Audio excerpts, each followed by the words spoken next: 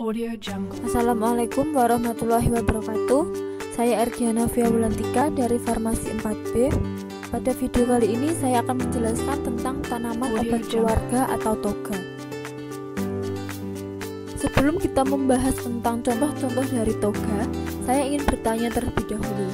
Apakah kalian tahu apa yang dimaksud dengan toga itu?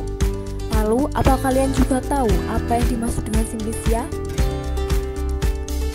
Tanaman obat keluarga atau toga adalah tanaman berkhasiat yang ditanam di lahan perkarangan yang dikelola oleh keluarga.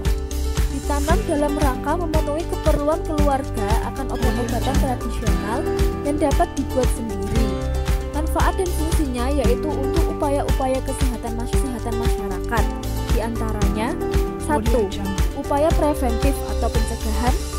2. Upaya promotif atau meningkatkan atau menjaga kesehatan. 3. Upaya kuratif atau penyembuhan penyakit. Sedangkan Simplicia, menurut Departemen Kesehatan RI, adalah bahan alami yang digunakan untuk obat dan belum mengalami proses apapun, kecuali dinyatakan lain berupa bahan yang telah dikeringkan. Simplicia dibagi menjadi 3, yaitu Simplicia nabati, Simplicia hewani, dan Simplicia mineral. Toga sendiri termasuk dalam golongan Simplicia nabati. Pada video kali ini saya akan menjelaskan 4 contoh toga. Yang pertama ada kelor, kedua ada jahe, ketiga pala, dan keempat bangli. Yang pertama ada kelor atau Moringa oleifera. Klasifikasi tanaman kelor atau Moringa oleifera menurut USDA 2013 yaitu kelor merupakan kingdom Plantae, subkingdom Tracheobionta atau vascular plants, superdivisi Spermatophyta atau seed plants, divisi Magnoliophyta atau flowering plants, kelas Magnoliopsida atau Dicotyledons, subkelas Dilenidae, famili Moringaceae, genus Moringa, dan spesies Moringa oleifera Lam. Selanjutnya ada morfologi kelor. Morfologi kelor yang pertama yaitu akar. Kelor memiliki akar tunggang. Ukurannya lumayan besar dan menyerupai seperti lobak. Akarnya berwarna putih. Sistem perakaran sangat rapat, sehingga karakter akar cukup kokoh. Hidup di segala kondisi tanah. Yang kedua, batang. Kelor memiliki batang bercabang simpodial atau arah cabangnya miring dan tegak, berbentuk silindris, berwarna putih. Bagian luar batang menyerupai kulit tipis. Batang dapat tumbuh tinggi hingga 7-12 meter. Bagian luar batang kasar. Yang ketiga, daun. Bentuk daunnya mirip basal. Posisi daunnya berselang-seling. Terdapat satu buah ibu tangkai dan bercabang memiliki anak ranting rakis, rakila, dan rakiolus. Membulat dari pangkal sampai ujung daun. Samping daunnya rata dan tipis. Yang keempat, bunga. Jenis bunganya majemuk. Bunga akan tumbuh di bagian ketiak daun. Bunganya berwarna kuning kecoklatan. Terdapat satu buah putih dan satu bakal buah. Dan yang terakhir ada buah. Bentuk buahnya memanjang, tunggal. Jenis polong-polongan. Ukuran berkisar 20-45 cm. Ketika muda berwarna hijau dan saat tua berganti warna menjadi coklat. Berkembang biak dengan biji. Biji bulat berwarna coklat berjumlah 15-25 biji. Kemudian ada kandungan senyawa kelor. Kelor memiliki kandungan diantaranya yaitu alkaloid, flavonoid, saponin, tanin, antioksidan, polifenol, triterpenoid, dan steroid. Manfaat kelor. Kelor memiliki beberapa manfaat, diantaranya 1. Memberikan nutrisi untuk tubuh. 2. Kaya akan antioksidan. 3.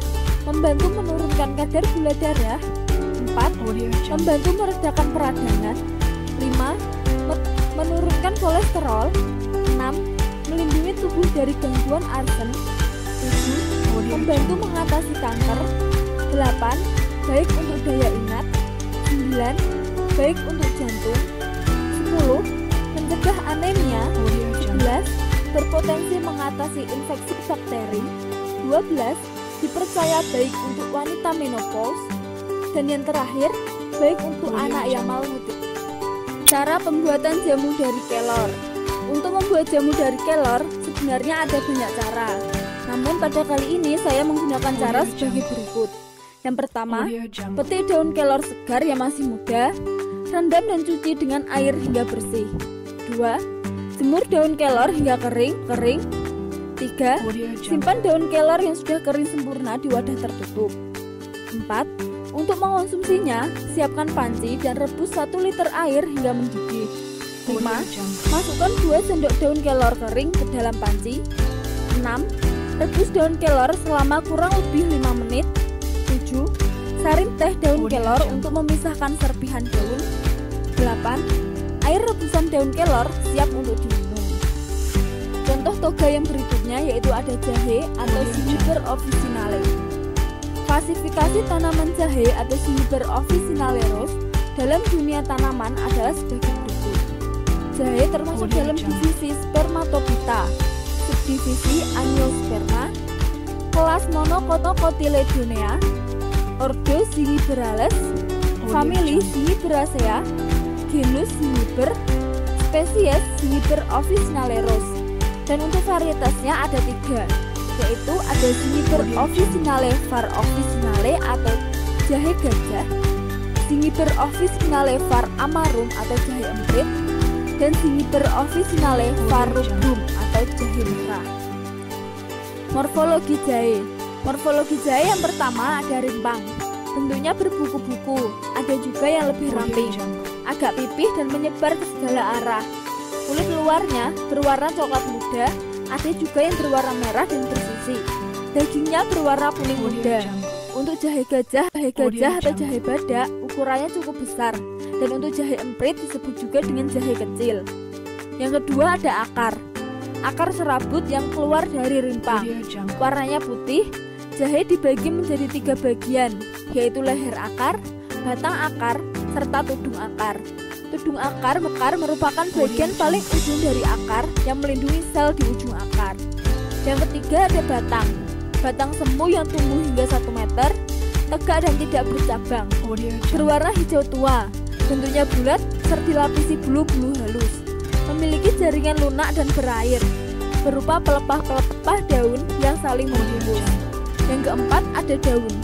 Daun tunggal memiliki pelepah bentuk helai daun sempit, panjangnya sekitar 15-23 cm, lebarnya sekitar 1,5 cm. Daun berselingan, memiliki tepi yang rata, ujung daun meruncing, namun pangkalnya tumpul. Pertulangan daun sejajar, dan permukaan daunnya licin. Yang terakhir ada bunga, bentuknya bulat seperti tongkat, panjang tangkai sekitar 25 cm, merupakan malai, memiliki aroma sangat tajam, memiliki mahkota bunga berbentuk tabung 2-2,5 cm, jumlah kelopaknya 3 buah berwarna putih kekuningan, memiliki kepala sari berwarna ungu dan 2 tangkai putih, merupakan bunga hermaprodit dan bunganya dilindungi oleh daun pelindung berwarna hitam. Kandungan senyawa jahe. Rimpang jahe mengandung minyak atsiri yang terdiri dari senyawa-senyawa sesquiterpen, zingiberin, zingiron, oleoresin, kamfena, limonen, borneol, sineol, citral, zingiberal, dan velandren. Di samping itu, dapat juga pati, damar, asam-asam organik seperti asam malat dan asam oksalat, vitamin A, B, dan C, serta senyawa-senyawa flavonoid dan polifenol. Manfaat jahe. Jahe memiliki beberapa manfaat, diantaranya yaitu 1. Dari gangguan degeneratif sampai penyakit menular. 2. Anti penuaan dan kanker. 3. Meredakan nyeri haid. 4. Menurunkan glukosa darah sampai kolesterol. 5. Memperkuat sistem imun. 6. Menangkal infeksi bakteri dan virus. 7. Meredakan sakit otot. 8. Meredakan morning sickness. Cara pembuatan jamu dari jahe. Sebenarnya untuk membuat jamu dari jahe ada banyak cara, dan kita juga bisa menggabungkan jahe dengan simplisia lainnya. Namun pada kali ini saya menggunakan cara sebagai berikut. Untuk mendapatkan manfaat jahe yang optimal, sebaiknya pilihlah jahe yang segar. Setelah itu, kupas kulit jahe, lalu iris dengan ketebalan sekitar 1/4 inci. Masukkan irisan jahe, lalu tempatkan dalam sebuah panci kecil. Tambahkan air sesuai keinginan, letakkan panci di atas kompor dan biarkan mendidih.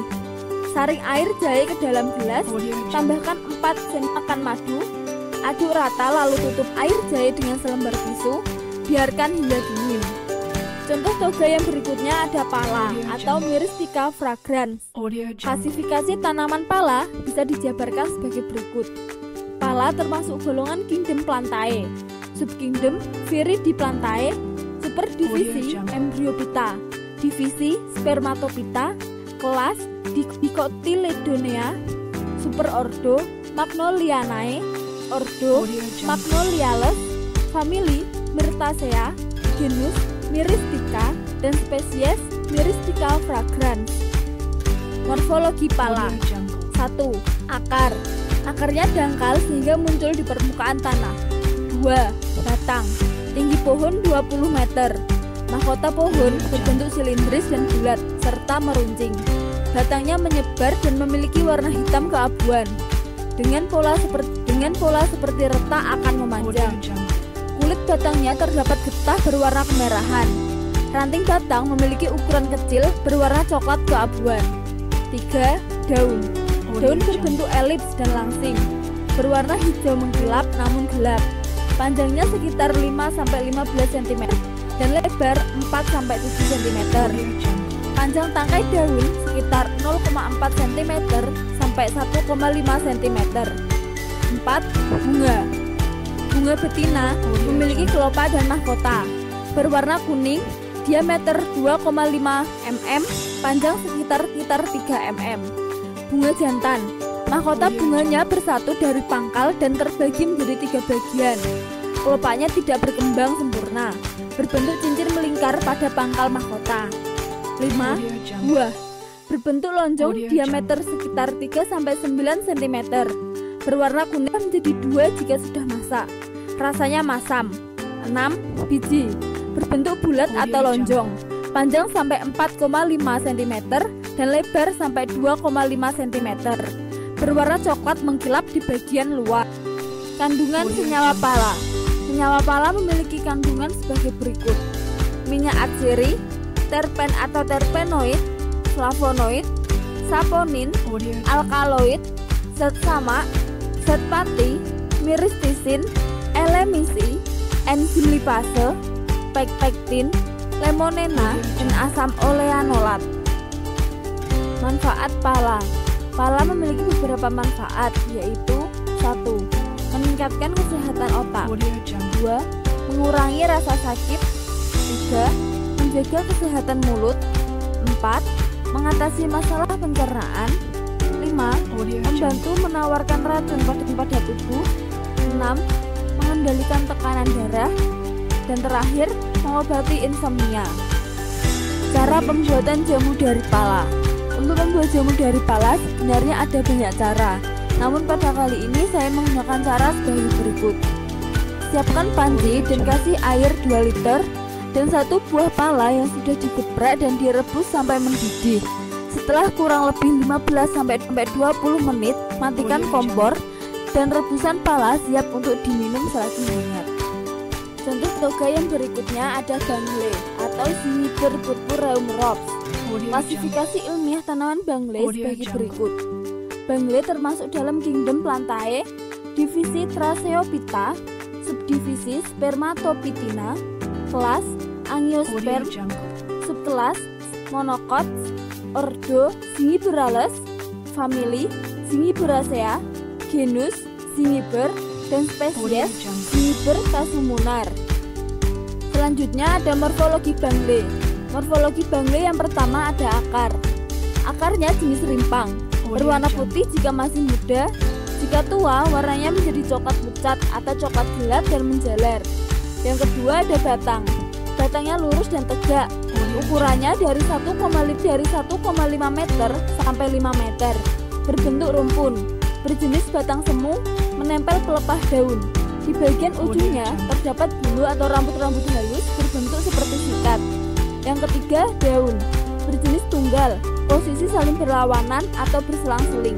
Bentuknya lonjong dengan garis dari pangkal ke ujung semakin tipis. Memiliki lembaran tipis dengan ujung helai runcing, tetapi tidak tajam. Memiliki rambut halus di permukaannya. Pertulangannya kasar dan menyirip, dengan garis saling berlawanan. Panjang 5 cm dan lebarnya 20 cm. Yang keempat, bunga. Berjenis majemuk, berbentuk tandar menyembul dari ujung batang.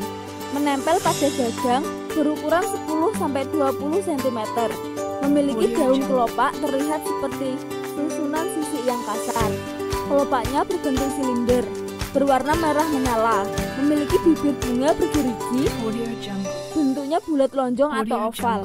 Warna umumnya putih pucat dan kuning tergantung spesies yang dominan. Yang terakhir ada rimpang. Jenisnya tidak beraturan. Ada yang berbentuk bundar sempurna, lonjong, bahkan setengah bulat. Tekstur rasa pahit dan pedas. Memiliki ketebalan 2-3 cm. Tekstur permukaan yang kasar. Dagingnya berwarna coklat muda, kadang kuning. Kandungan senyawa bangle. Kandungan senyawa kimia di dalam bangle antara lain alkaloid, flavonoid, minyak atsiri, saponin, pati, tanin, steroid atau triflavonoid, lemak dan gula. Kandungan tersebut menurut Wijaya Kusuma 1997, sedangkan menurut Winarti 1994 dalam bangle masih ada 2 kandungan lainnya, yaitu sineol dan pinet. Manfaat bangle. Bangle memiliki beberapa manfaat, yaitu 1. Untuk mengobati sakit kuning, 2. Untuk mengobati demam, meriang, dan batuk berdahak, 3. Mengobati perut mulas, sembelit dan masuk angin, 4. Mengobati sakit kepala dan demam, 5. Untuk mengobati nyeri sendi dan tulang serta rematik, 6. Ramuan mengecilkan perut setelah melahirkan, menghilangkan lemak dari luar, 7. Mengobati cacingan pada anak dan orang dewasa. Cara pembuatan jamu dari bangle. Untuk membuat jamu dari bangle sebenarnya ada banyak cara. Namun pada kali ini saya menggunakan cara sebagai berikut. Adapun cara pengobatannya secara umum adalah dengan dikeringkan, direbus lalu diminum air rebusannya, atau ditunggu hingga halus kemudian dioleskan pada anggota tubuh yang terluka atau sakit. Dan terakhir ada daftar pustaka. Penjelasan saya di atas saya mengutipnya dari beberapa sumber, diantaranya 1. Farmakope Herbal Indonesia edisi 2 tahun 2017, 2. Katalog Tanaman Obat Materia Medika Batu tahun 2019, 3. Menkes RI (2017) Keputusan Menteri Kesehatan Republik Indonesia nomor HK.01.07 Permenkes per 187/2017 tentang formularium ramuan obat tradisional Indonesia. Sebenarnya tidak hanya 3 sumber ini kita dapat mengetahui tentang tanaman-tanaman obat berkhasiat, tapi kita juga bisa mengetahui dari jurnal-jurnal penelitian atau sumber lainnya. Sekian penjelasan saya tentang contoh-contoh tanaman obat keluarga atau toga. Kurang lebihnya saya mohon maaf. Wassalamualaikum warahmatullahi wabarakatuh.